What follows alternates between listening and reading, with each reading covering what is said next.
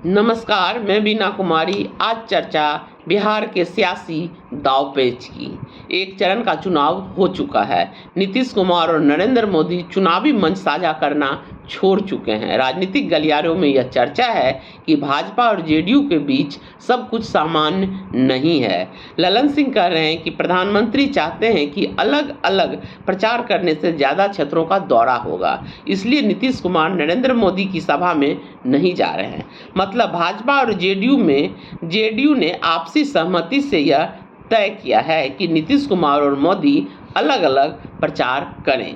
हो सकता है कि ललन सिंह सही कह रहे हों, परंतु यह भी हो सकता है कि जेडीयू भाजपा के लिए चिराग पासवान साबित हो, या यह भी हो सकता है कि चाचा भतीजा के बीच भी कुछ चल रहा हो, क्योंकि भतीजा अभी भी चाचा के नाम बड़े सम्मान के साथ लेता है, भले ही चाचा 2005 से पहले की बात कर रहे हों। अगर आप समस्तीपुर लोकसभा सीट को समझने का प्रयास करेंगे तो शायद चाचा भतीजे के बीच कुछ चल रहा है, इसका इशारा आपको मिल जाए। समस्तीपुर लोकसभा क्षेत्र से लोजपा के उम्मीदवार होंगी शाम्भी चौधरी। समस्तीपुर लोकसभा क्षेत्र एक सुरक्षित क्षेत्र है, जिस पर किशोर कुणाल की बहू चुनाव लड़ रही है।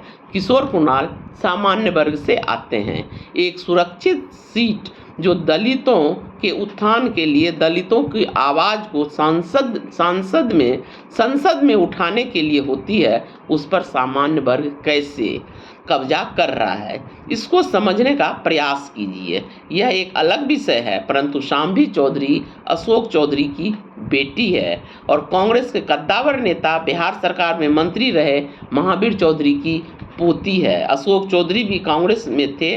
कांग्रेस कोटे से महागठबंधन सरकार में मंत्री भी रह चुके हैं। बिहार कांग्रेस का प्रदेश अध्यक्ष भी रह चुके हैं। पर जिस राहुल गांधी ने अशोक गांधी को प्रदेश अध्यक्ष बनाया, उसी राहुल गांधी को धोखा देकर नीतीश कुमार का दामन थाम लिया। अशोक चौधरी की गिनती नीतीश के सबसे करीबी लोगों में होती है। तो आखिर नीतीश के खासम खास रहे अशोक चौधरी की बेटी को चिराग पासवान का टिकट कैसे मिल गया, यह एक गहन शोध का विषय है। उस चिराग की पार्टी से टिकट मिलना जिस चिराग की वजह से नीतीश कुमार बिहार के तीसरे नंबर पर चले गए, 2020 में राजनीति रूप से अपमानित होते रहे।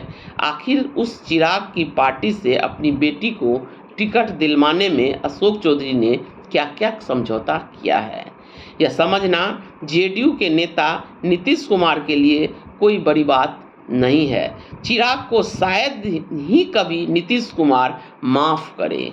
तो क्या मान लिया जाना चाहिए कि अशोक चौधरी नीतीश की इच्छा के विरुद्ध चिराग के नज़दीक गए हैं? राजनीतिक गलियारों में यह जोरों से चर्चा है कि अशोक चौधरी से नीतीश खफा हैं। तो सवाल यह है कि फिर चौधरी नीतीश सरकार में कैसे बने हुए हैं? क्या 4 जून का इंतजार हो रहा है? अब कांग्रेस के संभावित उम्मीदवार महेश्वर हजारी के बेटे सन्नी हजारी हैं। महेश्वर हजारी भी नीतीश के सबसे विश्वस्त लोगों में से एक है। नीतीश सरकार के मंत्री हैं। आखिर कैसे नीतीश के 2 विश्वस्त मंत्री की संतानें अलग अलग पार्टी से चुनाव लड़ रहे हैं? और मज़े की बात यह है कि उनके पिता मंत्री भी बने हुए हैं। बस फर्क इतना है कि अशोक चौधरी का नीतीश के घर यानी मुख्यमंत्री आवास पर आना जाना कम कर दिया। अशोक चौधरी ने मुख्यमंत्री आवास पर आना जाना कम कर दिया गया है, पर महेश्वर हजारी अभी भी नीतीश के खासम खास बने हुए हैं। कांग्रेस का टिकट समस्तीपुर से अगर सन्नी हजारी को मिलता है, जो कि लगभग तय है, तो क्या यह मान लिया जाना चाहिए कि इसमें लालू जी की भी सहमति है? लालू प्रसाद की भी सहमति नहीं होने पर अगर पप्पू यादव और कन्हैया कुमार को ठिकाना लगाना पड़ा, तो आखिर सन्नी हजारी को लालू प्रसाद सहमति के बिना कांग्रेस की टिकट कैसे मिल सकता है? इधर महेश्वर हजारी अभी नीतीश के चहेते बने हुए हैं। नीतीश कुमार की भी सहमति अवश्य है। कल्पना कीजिए, नीतीश और लालू दोनों की सहमति से अगर सन्नी हजारी चुनाव लड़ते हैं, तो ऐसा कहना उचित ही होगा कि चाचा भतीजे के बीच कुछ पक रहा है, जिसका परिणाम 4 जून के बाद आ सकता है।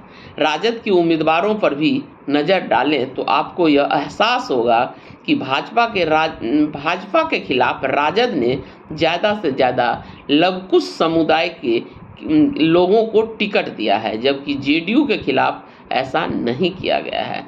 क्या ऐसी बिसात बिछाई गई है कि भाजपा को नीतीश कुमार के लवकुश समुदाय का वोट हस्तांतरित न हो, जिससे राजद को फायदा पहुंच सके?